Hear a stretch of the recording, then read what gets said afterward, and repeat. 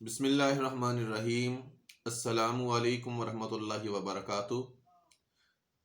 جی سبھی دوست احباب، سبھی بچے، میرے بیٹے میرے بیٹیاں کیسے ہیں؟ اللہ پاک سے امید کرتا ہوں کہ سبھی خیر و عافیت کے ساتھ ہوں گے۔ تو بچوں، آج کا یہ جو ہمارا لیکچر ہے یہ بی ایس سی کی classes, B S, B com, B A اور اس کے علاوہ جتنی بھی بیچلرز کی ڈگری کی کلاسز ہیں سبھی کے لیے یہ آج کا لیکچر ہے۔ تو جن بچوں نے، جن دوستوں نے ابھی تک یوٹیوب چینل کو سبسکرائب نہیں کیا، ان سے گزارش کروں گا کہ وہ یوٹیوب چینل کو سبسکرائب لازمی کر لیں، تاکہ بچوں کا کوئی بھی جو لیکچر ہے اسٹڈی کا، وہ کرونا کے دوران اسکول کالج آف ہونے کی وجہ سے وہ پڑھائی میں پیچھے نہ رہ جائیں۔ تو اس وجہ سے آپ کی سہولت کے لیے یوٹیوب چینل پہ یہ ساری چیزیں اویلیبل کر دی گئی ہیں۔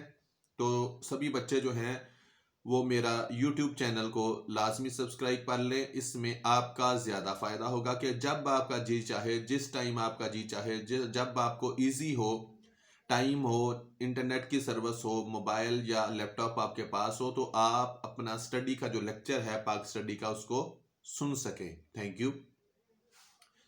آج کا بچوں جو ہمارا ٹاپک ہے وہ ہے دو قومی نظریہ، ٹو نیشن تھیوری، دو قومی نظریہ۔ اس کے اوپر آج ہم بات چیت کریں گے، گفتگو کریں گے۔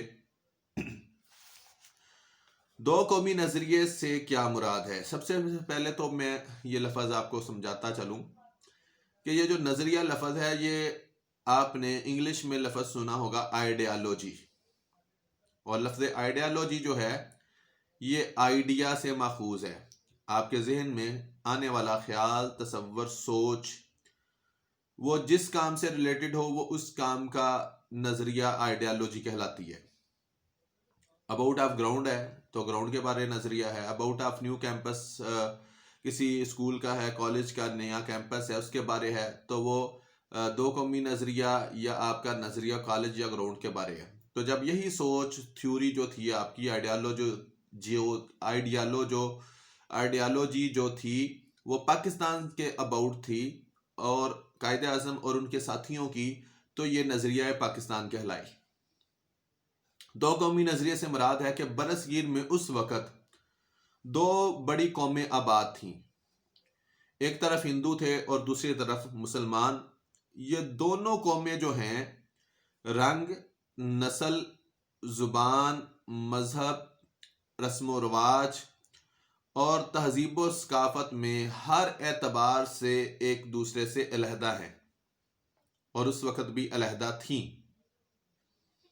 تو اس وجہ سے جب مسلمانوں کا کھانا پینا الگ، رہن سہن الگ، کلچر الگ، ماحول الگ، یہ ساری چیزیں ان سے الگ تھیں، تو اس لیے مسلمانوں کا یہ نظریہ تھا، سوچ تھی کہ ہمارے لیے ہمارا ملک کا ٹکڑا بھی الگ سے ہونا چاہیے، ہمارا وطن بھی الگ ہونا چاہیے۔ دو قومی نظریے کا آغاز کب ہوا؟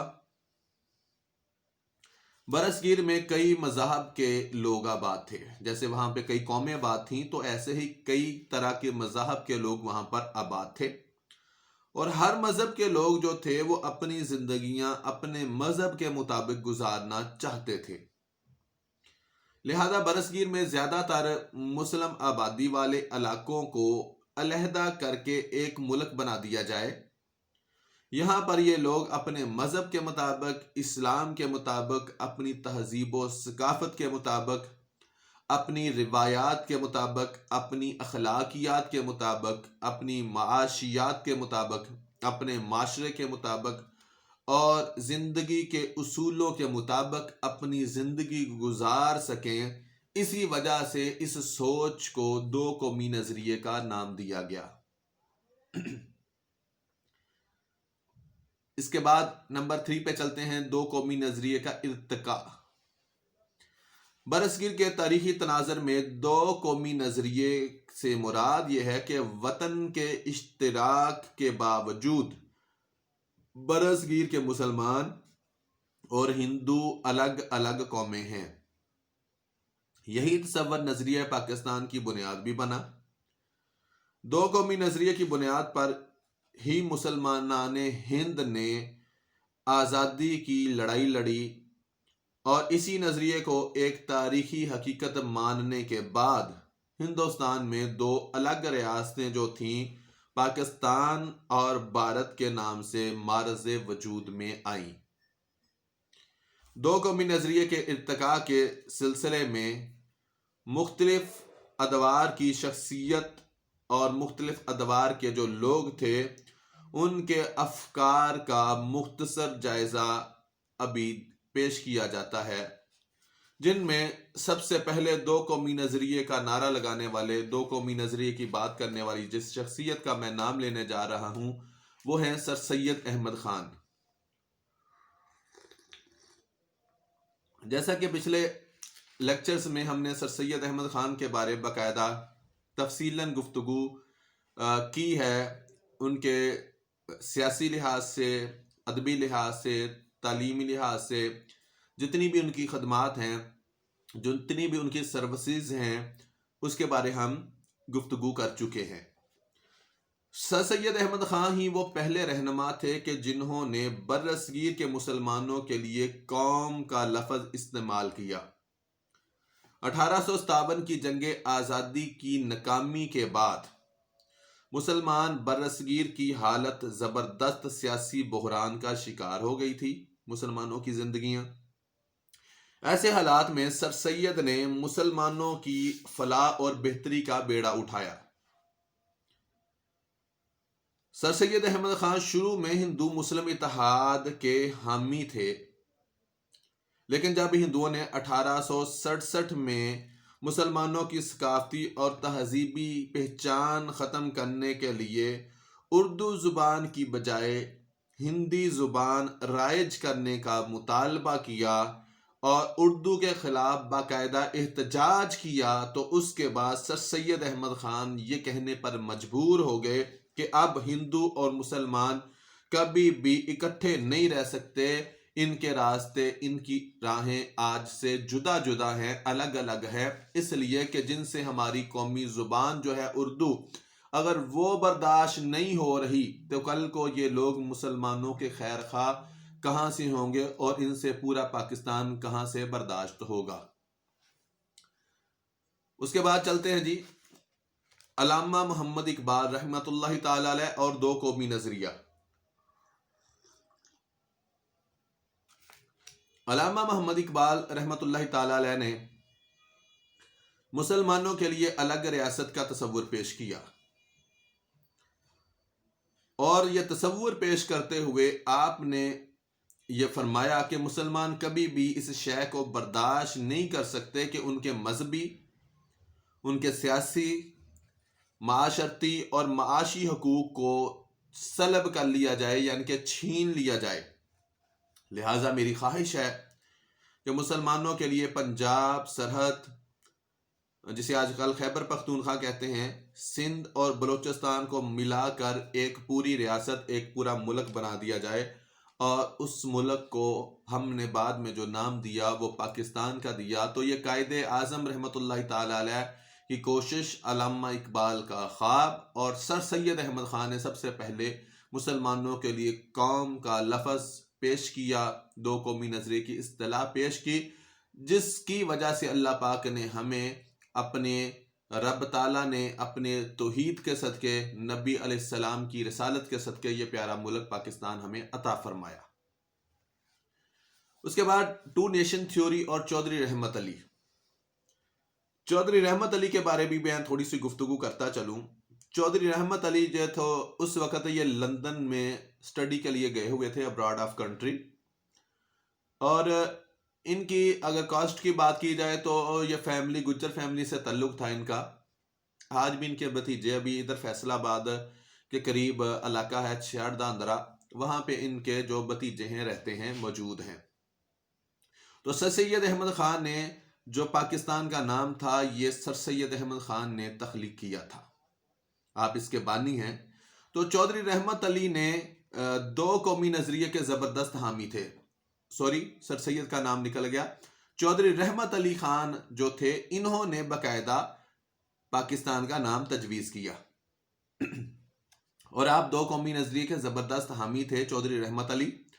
انہوں نے 1933 میں 1933 میں مسلمانوں کے لیے ایک سے زیادہ آزاد مملکتوں کے قیام کی تجویز پر ایک پمفلٹ جاری کیا، ایک پمفلٹ شائع کیا جس کا عنوان تھا ناؤ اور نیور، اب نہیں تو کبھی نہیں، جس میں سمجھاتا چلوں مقصد یہ تھا کہ اب جتنی محنت اور تگ و دو کے بعد ہم مسلمان اس نتیجے پر پہنچے ہیں، اب اس سے پیچھے نہیں ہٹنا۔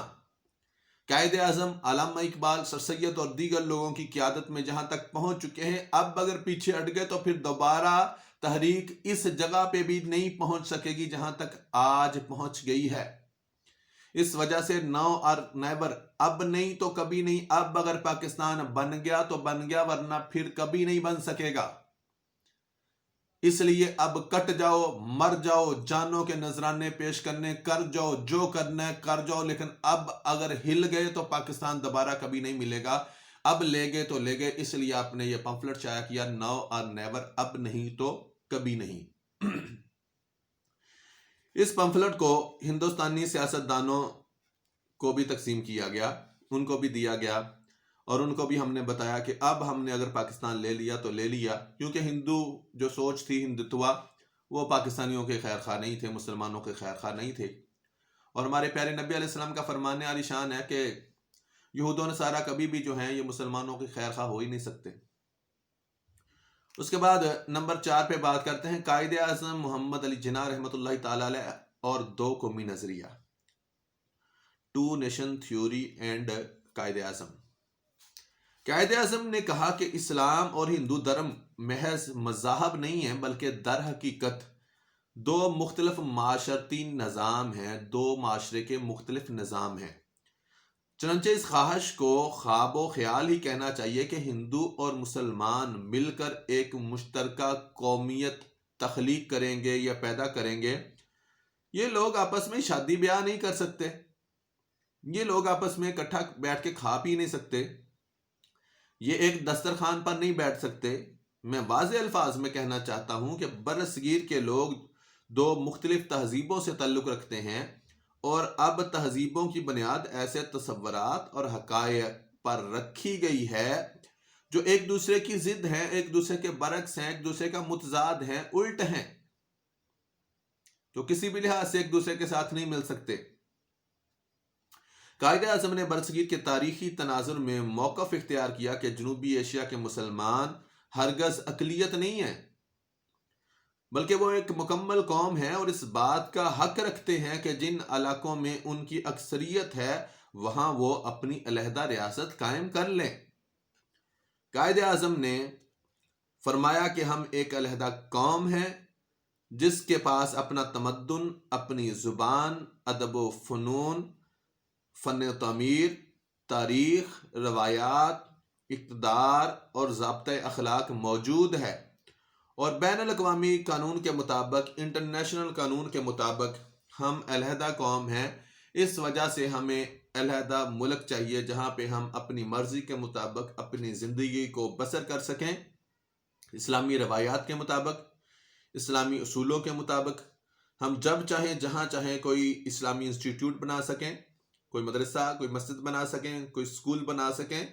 ہم جب چاہیں جہاں چاہیں بچے کی بچیوں کی شادی کر سکیں، اور کوئی بھی ہمارا اسلامی جو تعلیمات کے اوپر مبنی پروگرام ہے وہ ہم اپنی مرضی کے مطابق اسلام کی تعلیمات میں کر سکیں۔ اور یہ سارا کچھ تب ممکن ہوگا جب ہمارا ایک الگ سے اسلامی ملک ہوگا۔ اس وجہ سے ہمارا مطالبہ ہے کہ ہمیں الگ سے پاکستان کا ایک ملک دیا جائے۔ یہی وجہ تھی کہ اللہ پاک نے پھر ہمیں ان لوگوں کی مہربانیاں، محنت اور پیارے نبی علیہ السلام کا صدقہ اللہ پاک نے ہمیں پاکستان جیسا پیارا ملک عطا فرما دیا۔ بچوں یہاں تک ابھی ایک پورشن پہ بات ہوئی ہے، یہاں تک اگر کسی کا کوئی سوال ہے، کوئی بات ہے تو آپ مجھ سے پوچھ سکتے ہیں۔ انشاءاللہ اس سے اگلے لیکچر میں ہم دو قومی نظریہ کے بعد بات کریں گے نظریہ پاکستان، پاکستان کا نظریہ کیا ہے اس کے اوپر بات کریں گے۔ تب تک اپنا خیال رکھیے گا، مجھے اجازت دیجیے گا۔ یوٹیوب کو لازمی لائک کیجیے گا، سبسکرائب کیجیے گا۔ تھینک یو، السلام علیکم، اللہ حافظ۔